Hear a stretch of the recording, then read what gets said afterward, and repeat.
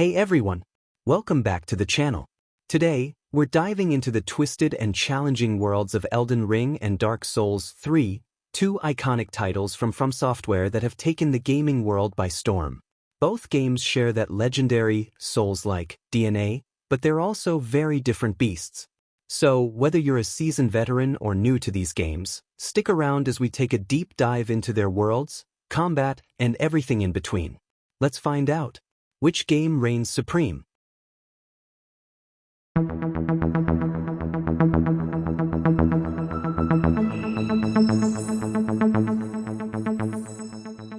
Let's start with what hits you first when you boot up these games: the world design. Elden Ring drops you into the lands between, a massive, interconnected open world that practically begs to be explored. You never know what lies over the next hill, whether it's a hidden cave, a towering boss, or a distant castle that you'll somehow end up inside hours later. The freedom to go where you want, when you want, is a huge shift from the traditional Souls formula. On the flip side, Dark Souls 3 pulls you back into a more focused linear world. Don't get me wrong, it's still interconnected in brilliant ways, like how Firelink Shrine in Dark Souls 3 serves as a central hub connecting different regions. But here the game pushes you through its dark, decaying world in a deliberate order, which creates a tight, tension-filled journey. Every corner hides a challenge, but there's less room for detours. In Dark Souls 3 you follow the path laid before you, even if it leads straight into the jaws of a boss like the Nameless King. Combat in these games? Brutal, fast, and unforgiving. But the way it's handled differs significantly. Elden Ring has a more fluid, flexible combat system. With its open world, you get new mechanics like horseback combat, which lets you engage enemies at full speed or tactically disengage when things get too heated. Add in the ability to summon spirits to assist in combat, and the game takes on a more dynamic and strategic feel. Imagine galloping through a field, dodging a massive dragon's flames, all while your spirit wolves nip at its heels. On the other hand, Dark Souls 3 offers a more traditional, deliberate combat experience. Parrying, blocking, and well-timed dodges are your bread and butter here. The pace is slower, but the stakes feel higher, like when you face Pontiff Sulyvahn, and every dodge, every swing has to be perfectly timed or you're toast. The sense of precision makes Dark Souls 3 combat feel like a deadly dance, whereas Elden Ring gives you the feeling of a wide battlefield with countless strategies at your disposal. Both games let you build your perfect warrior of doom, but Elden Ring really takes it up a notch. In Elden Ring, you've got a wider variety of classes and skills to start with, and as you explore, you'll find endless weapons, spells, and upgrades that allow for nearly infinite build diversity.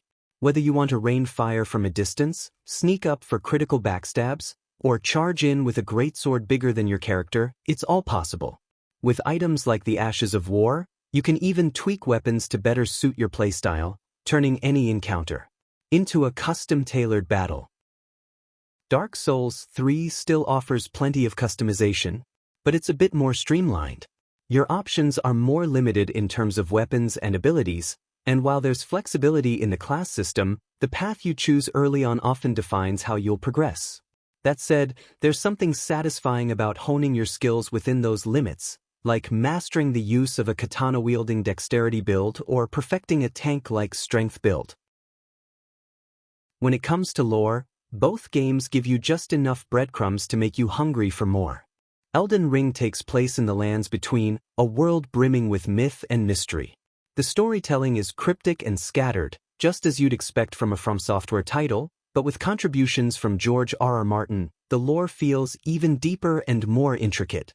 Every item description, every conversation with an NPC adds another layer to the rich history of the world, but you'll have to piece it all together yourself.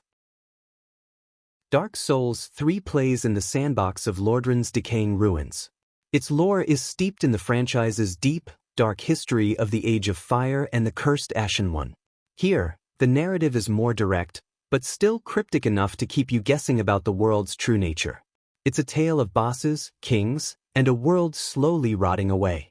Every boss you defeat has a tragic backstory, like the Abyss Watchers, doomed to eternally battle each other in a cycle of death. Elden Ring and Dark Souls 3 both share the infamous difficulty the series is known for, but there are some key differences. In Elden Ring, the difficulty feels more scalable. Sure, you'll encounter brutally tough bosses like Malenia, Blade of Miquella, but if one path gets too hard, you can always wander off to another region, farm some runes, and come back stronger. Plus, features like summoning NPCs or multiplayer co-op add a level of assistance that wasn't as prominent in previous titles. Dark Souls 3, however, maintains a consistent, punishing difficulty curve. There's no escape, you either defeat the boss or perish trying. There's a sense of achievement that comes with overcoming its relentless challenges, but for those who enjoy a bit of flexibility, the linear structure might feel like walking a tightrope, with no safety net. So, which game comes out on top? Both Elden Ring and Dark Souls 3 are masterpieces in their own right, but they cater to different playstyles. If you crave exploration, freedom, and a more dynamic combat experience, Elden Ring is your game. If you prefer a tightly woven, linear journey with deliberate, precise combat, Dark Souls 3 might be more your game. No matter which you prefer, both titles are must-plays for anyone who loves a challenge. Now, over to you. What's your favorite? Which boss gave you the hardest time? Let's talk about it in the comments.